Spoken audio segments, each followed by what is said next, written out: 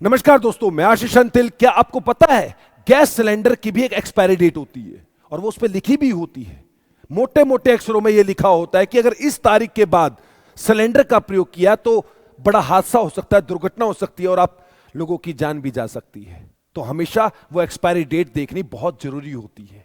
और ये सारी घटनाएं होती कैसे है इसको समझेंगे एक छोटी सी वीडियो के माध्यम से। साइड में जो एक पट्टी होती है उस पर ABCD 4 अक्षर या अल्फाबेट लिखे हो सकते हैं, लिखे होंगे। A या फिर B या फिर C या फिर D।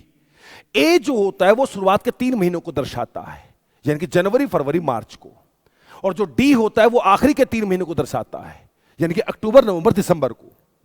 ऐसे ही B देखोगे चौथे से लेके छठा महीना, और C देखोगे तो वो 9वें महीने तक को दर्शाता है। तो अगर किसी सिलेंडर पर D लिखा है यानी कि आखिरी के 3 महीने, यानी कि अक्टूबर, नवंबर, दिसंबर में वो एक्सपायर होने वाला है। 2000 यहां 25 लिखा है, 25 का मतलब होता है 2025 के अक्टूबर, नवंबर, दिसंबर में एक्सपायर होने वाला है। हालांकि इसको एक्सपायर होना ठीक कहना रहेगा, लेकिन इंडियन ऑयल कॉर्पोरेशन और भारत पेट्रोलियम वो कहते हैं कि एक्सपायर नहीं होता है, ये टेस्टिंग के लिए जाना होता है। उस सिलेंडर की टेस्टिंग होती है दोबारा। हां, ये टेक्निकल लैंग्वेज में दूसरी बात कहना ठीक रहेगा, लेकिन हकीकत में वो एक्सपायर होना ही होता है, क्योंकि टेस्टिंग में देखा जाता है कि उसमें कोई लीकेज, उसके मटेरियल में कोई डैमेज ऐसा कुछ हो तो नहीं गया है, तो एक्सपायर कह सकते हो। ठीक है, इस प्रकार से सिलेंडर पे ABC, अगर वहां पर लिखा है A मान लो 28, A का मतलब पहले 3 महीने, जनवरी, फरवरी, मार्च में वो एक्सपायर होने वाला है 2028 में। तो उसके तारीख के बाद अगर आप लोग उस सिलेंडर को ले रहे हो तो नहीं लेना है। वो कितना भी कह दे कि और सिलेंडर नहीं है, आपको नहीं लेना है।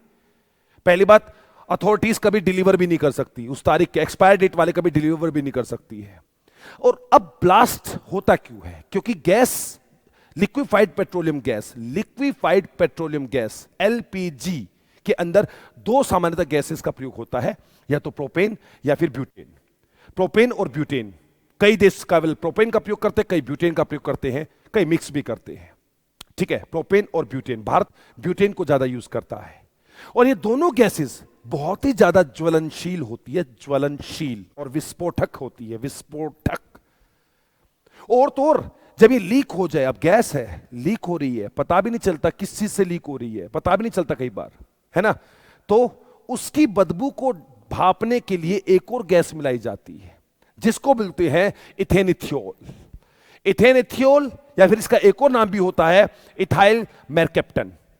इथेनॉल या इथाइल मेरकैप्टन दोनों एक ही मतलब है। यह बहुत ही बदबूदार गैस होती है, क्योंकि इसमें और इसमें ना तो कोई बदबू होती है ना ही कोई रंग होता है। अगर गैस लीक हो रही है तो पता भी नहीं चलेगा, सीधा का सीधा ब्लास्ट होगा, क्योंकि ज्वलनशील फ्लेमेबल गैस है और विस्फोटक एक्सप्लोजिव गैस है। इसलिए एक बदबूदार गैस डाली जाती है ताकि पता चल सके।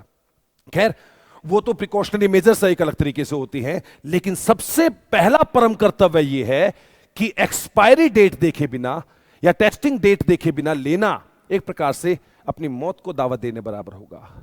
अगर एक्सपायर्ड सिलेंडर लिया तो लोगों के एक्सपायर होने के चांस बढ़ सकते हैं। इस बात पे गौर फरमाइएगा। मैं ऐसे ही मुद्दे लेकर फिर आऊंगा, आपको पता तो है मैं जरूर आऊंगा। नमस्कार।